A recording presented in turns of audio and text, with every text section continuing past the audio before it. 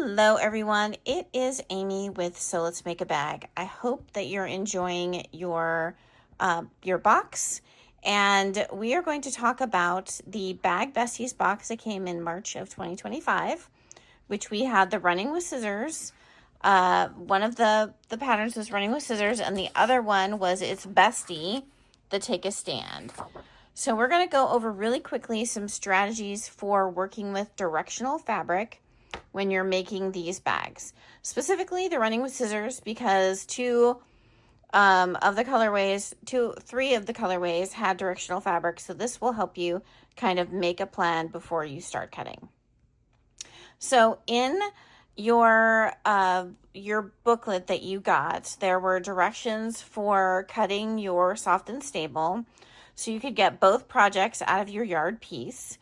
And in that, we'll talk about how we use those pieces to cut out smaller pieces to make to use our directional fabric. So the main piece that you're cutting for the running with scissors is they are having you cut your 3/4 of a yard into a main set A and a main set B.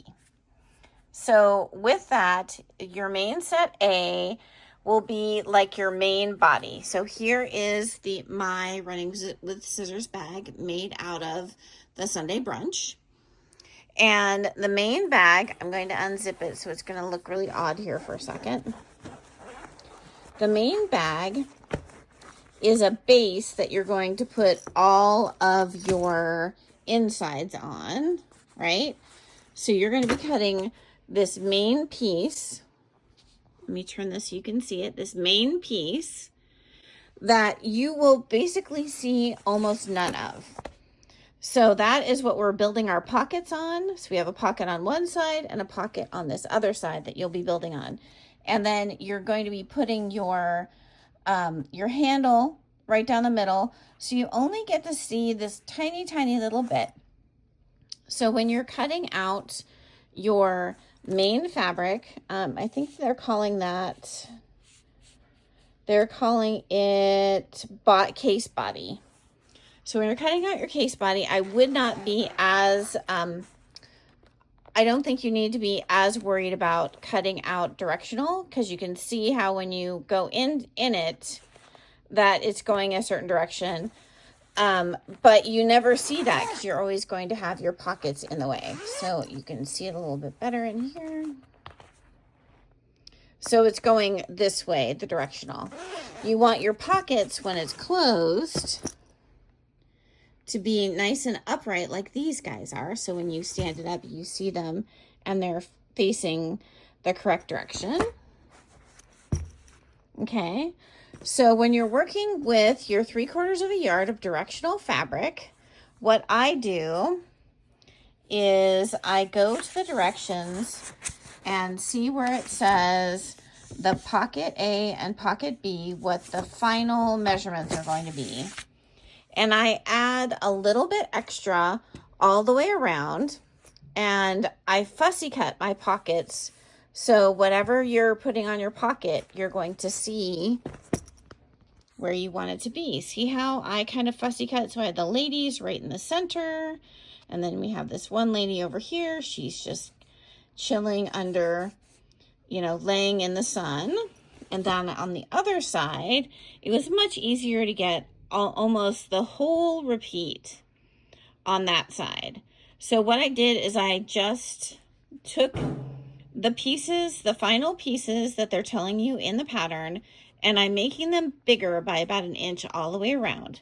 So then I'm fusing them or putting together my 3 pieces, my main piece, and then the soft and stable, and then your lining. And I'm putting them together, and then I'm quilting them. Whenever you quilt something, you are going to shrink your piece by a touch. So I always make it a little bit bigger so that when I've finished quilting, I can cut it down to the specific size it's telling you that you need to make your bag. So if I'm doing something like this larger print, So this is the carousel. So you have larger pieces. Like if I just flip to that one, see how that was much smaller, much easier to just pick what I want and make sure that it's in the placement on the pocket where I want it to be. But if you have a bigger piece, then maybe you're making some other choices. Maybe on one side of the bag, I want the horse to show. And then maybe on the other side of the bag, I want to focus more on like the butterfly and the mushrooms and not get so much of the horse. So fussy cut means that you're just choosing what you want to see on your pocket and you're cutting out your pieces to make that happen. So for instance, if I wanted this to be in my pocket, I would maybe take a Fixon pen and I would probably make sure that, put some lines on here. So I make sure that my pocket is going to be, the image is going to be on the pocket where I want it to be. So I would probably do that first before I would cut out my soft and stable. And then I would really think about where those pieces need to be and then cut them to size. So cut your largest piece first. And then cut your pieces for your pocket second. And then on the inside of my running with scissors, these are the only other places that I kind of think about where my placement of the motifs are on my pocket. So on that one, and then on this one right here. So those can be a little bit more random if you want them to be because they're on the inside. Maybe for this bigger motif, I would probably go for more color, like that, maybe make it, make sure I get some of the navy and some of the daisies in here. Maybe, a motif that I found pleasing. You could even go and kind of look more at your a motif that's more geometric that's going to go on that pocket. So it's really what you want to see. So I hope that helps. I hope it answers some questions. And if you have any other questions, please send us a email at sales@soletsbequilty.com or sales@soletsmakeabag.com, and we'd be happy to answer any questions. Thanks for being a part of So Let's Make a Bag.